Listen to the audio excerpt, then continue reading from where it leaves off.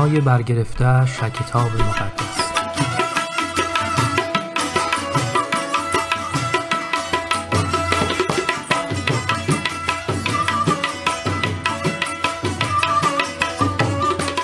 داستان خدای پیمان و داوود.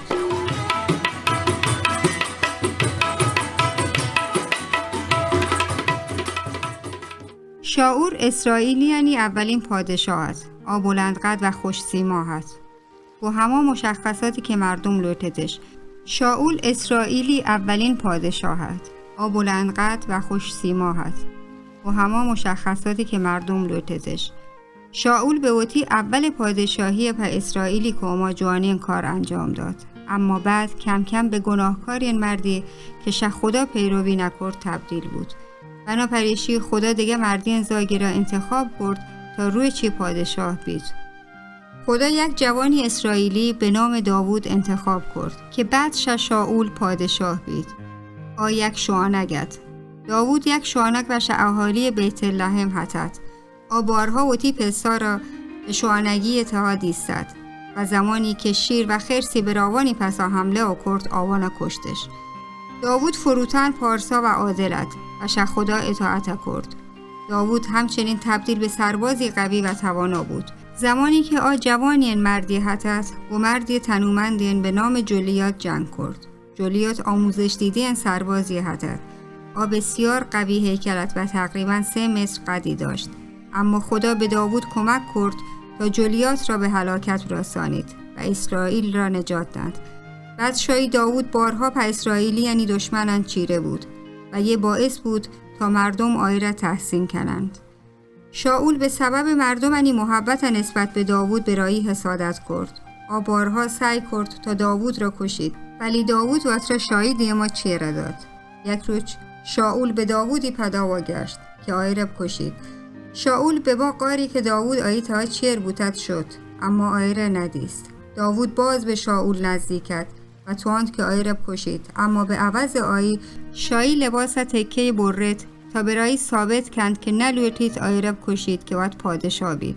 سرانجام شاول به جنگ تا کشته بود و داوود اسرائیلی پادشاه بود. جوانین پادشاهی هتد. مردم آی را دوستش داشت. خدا داوود برکت داد و آی را به مچ کارانی تها موفق کرد. داوود به بازی این جنگانی تها شرکت کرد و خدا آی را یاری کرد تا اسرائیلی دشمنان شکستند. داوود اورشلیم را گرفت و اورشلیم را پایتخت کرد. در مدت زمانی که داوود پادشاه هتد اسرائیل قوی و ثروتمند بود. داوود لوتت معبدی جور کرد که تمام اسرائیلی کم بتوانند برای تا خدا را پرستش کنند و برای قربانی دهند.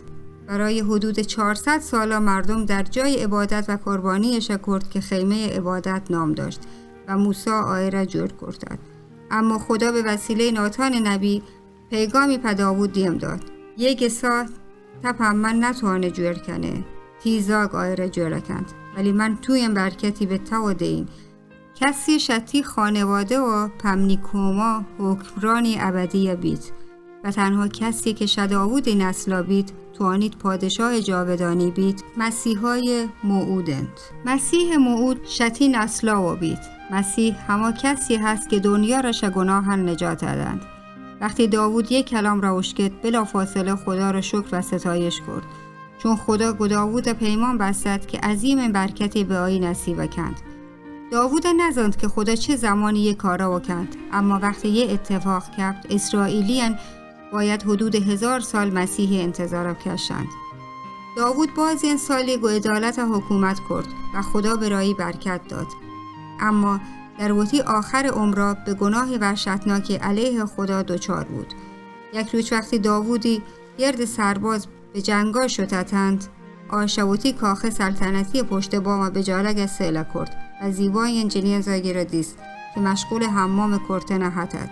جینین زاگی نام بتشباهت. داوود به جای یشی که شا وسوسه و دوری کند شخصی را دیم داد تا جینین زاگا برای کنکه بیارند. گرا جنه هم بستر بود و بعد آی را به آی گسا دیم داد. بعد کوتاه مدت بتشبه پیغام په داوود دیم داد و برای گوشت که من باردار بودتگون. بتشبه مرد اوریا یک شگیترین داوود سرباز زند. داوود اوریا را توار کرد و برای گوشت به وتی گساب را و وتی همسر کنکبه.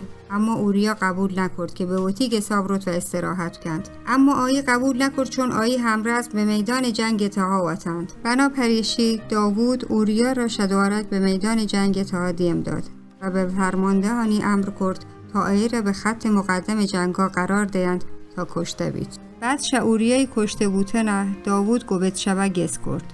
بتشبه پا داوود بچه که یا ارد خدا شایی کارا که داوود کرد خشمگین بودد. بنا پریشی ناتان نبی را دیم داد تا داوودی گناه برای نشاندند. داوود به وتی گناه اعتراف کرد و خدا آیی را بخشید. داوود در بقیه وتی حیات دوران در سخت‌ترین شرایط به خدا اعتماد داشت و شایی اطاعت کرد. اما به عنوان گناه مجازات داوودی بچک مرد. همچنین به داوودی خاندان تها بازی درگیری بود و آیی قدرت به اندازه چشمگیری کم بود. اگرچه داوود بعضی موقع به خدا گناه کرد، اما خدا همچنان به ما عهدی که گرایی بستد وفا دارد. بعدها داوود و بتشبه دوآرک صاحب بچکی بودند که آیی نام سلیمانت. داستانی برگرفته کتاب مقدس، کتاب اول سموئیل، فصلهای 10، 15، 19، 24 و 31. کتاب دوم سموئیل، فصلهای 5، 7، 11 و 12.